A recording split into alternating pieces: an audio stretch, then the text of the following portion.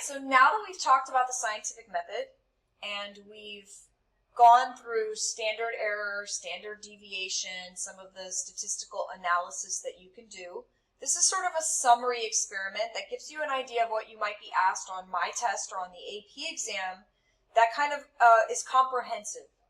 So they're giving you an experiment. You are testing combinations of acne medication to see what's more effective. All patients have severe acne at the start of the experiment. New pimples are counted each day for each person, and the average results for 100 people in that test group are recorded in the table. And you can see 5 distinct groups.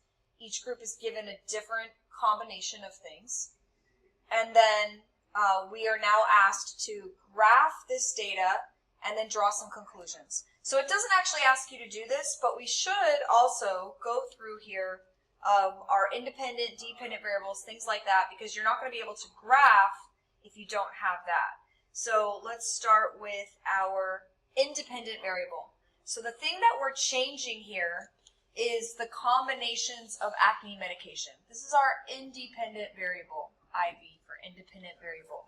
And those are then measured for different groups, right? So the groups are going to be what we would graph for our independent variable is the group, because each group is getting a different combination of medicine. Then what we're going to measure, which is our dependent variable, is going to be the amount of acne, the new pimples, and they're taking an average of that. So now we know what our X and our Y should be. We know that, and we have a table with our results. So we know our group, which is technically our combination of treatments, that is our X-axis.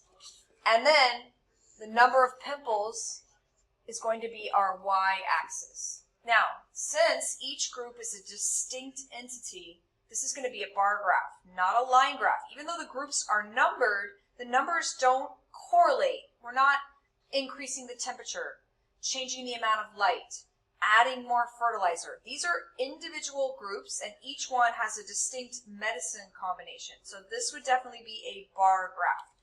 So, and we would want to give it a title. So just imagine a title here. I'm not going to spend the time going through title. I really want to focus on getting that data into the graph properly. All right, so our X-axis is going to be the treatment group. Let me see if I can add that. It's very low on the slide here, but so this would actually be our treatment group, and then our Y-axis is going to be the number of pimples over a 1-month period. I'm just going to write number of pimples just so we can get the data up here pretty quickly. So we've got our treatment group on the X, and then number of pimples on the Y, and then I would have our distinct treatment groups. So this could be group 1, group 2, group 3, group 4, and then over here group 5. Sorry, I know this is kind of hard to read doing it on a board here. Another thing I've seen on the AP exam, another way that they might do this, is they might actually have something like this, and they have down here treatment, let's just say, and then they might have the different treatments. So they might have like doxycycline, treatment X, treatment Y. And then for group 1, since group 1 didn't receive anything, it would be negative, negative, negative. And then you'd make your graph.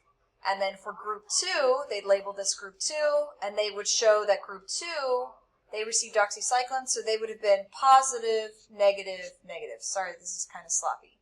And then for group 3, and it would go on from there. Group 3 would have been negative, positive, and negative. So that way, instead of just having the groups, and you wouldn't need to do this on a free response yourself, but you might see something like this. So that way, you know, you're not just seeing group number, and then you have to reference this chart to get the information. You would actually see right here, right below the graph, what each group received.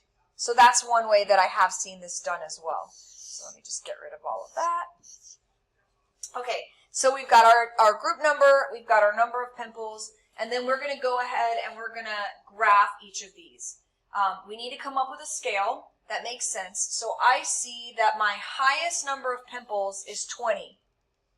In addition to that, and this is important, Look on the right side here. We just talked about standard deviation, standard error of the mean yesterday, and I see that they are providing us with plus or minus 2 standard errors of the mean.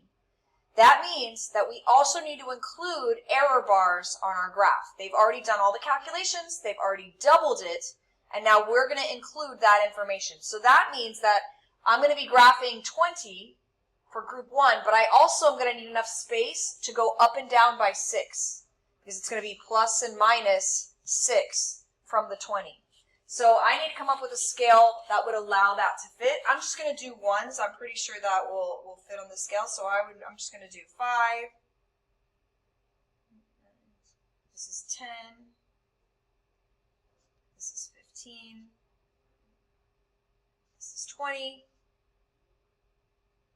This is 25. And I know that will give me enough space to go up to 26, which is technically going to be my highest number. All right, so I jumped ahead here, and I went ahead and I plotted my data points so that you could see what this would look like. I didn't think you really wanted to watch me draw these one by one. And so what we do need to do next is we need to add in our error bars. So they've calculated standard error, they doubled it for us, and if they're providing that information, we need to include it in our graph because that's going to give us a better way to analyze the data. So plus or minus 2 standard errors. So for our first group, it's 6. So I am going to go up 6. I'm going to do it in a different color here. I'm going to go up 6 and down 6 from my original point. Remember what that means. That means I'm 95% confident that if I was to repeat this experiment, I should always get an average within that range. 95% confidence of the average I calculated. So it's kind of almost like you're imagining a fuzzy area from here to here that this graph could end anywhere in here if I was to repeat this experiment. And remember, those bigger ones mean I wasn't overly confident. I probably had either a small amount of data or it was very spread out, or both. Those things would contribute to me having less confidence in that data. My next one, I'm going to go up 2 and down 2. For group 3, it's up 5 and down 5. I think I got that. And then for group 4, it's up and down 2. And finally, for group 5, it is up and down by 1. All right, so now that I've actually got this plotted, and I apologize that it's a little bit on the messier side here. So now that I've got this plotted, I can now analyze my data. So what we want to know first is treatment X. In fact, actually, let's skip to this one. It asks what the positive and negative controls are. So remember, a negative control group is used usually for comparison. It's treated the same, but you don't give it whatever the variable is. So in this case, that would be, for our negative control group, that would be group 1. Because how are we going to know how many pimples somebody has if all we do is measure how much went away, right? So we need something to see what it looks like if they don't take anything. And then our positive control, and again, you don't always have one for an experiment, but this one has a positive control. They say that doxycycline is a known medicine. So this is something I already know should treat pimples. I do expect these patients to get better, and it'll give me a comparison. Number 1, it'll show my experiment is working, that yes, those patients should get better. If they don't, something may be off, number 1. And number 2, it would also give us a comparison because, again, maybe we have a new acne treatment. There's already something on the market. Is this as good as that? Is it better? Is it cheaper? Does it have less side effects? So this positive control would be the one given the doxycycline, and that would be group 2. So now from there, let's answer our question. So is treatment X effective? Well, if I want to know if it's effective, I need to compare it to the group that did not get anything. That would be 2 groups. They're exactly the same with the exception that group 3 got treatment X and group 1 did not receive treatment. So that would be group 1. So I look at group 3, I look at group 1, and you'll notice that the error bars between group 3 and group 1, if I go back to highlighter, I'll just do it in a different color, that these overlap each other, right? The error bars hit each other. If there's overlap between those error bars, that means there's not a statistical difference between those 2 groups. Because since I'm not overly confident of where this true average lies, it could be all the way down here in real life, and this could be up here somewhere. So because they overlap, we are going to conclude here, first of all, that there's no difference. And then when it says to justify, we need to tell the reader, what groups am I comparing? What data specifically is allowing me to accept or reject that? So I'm justifying, I'm going to say that group 1 and group 3, the error bars overlap.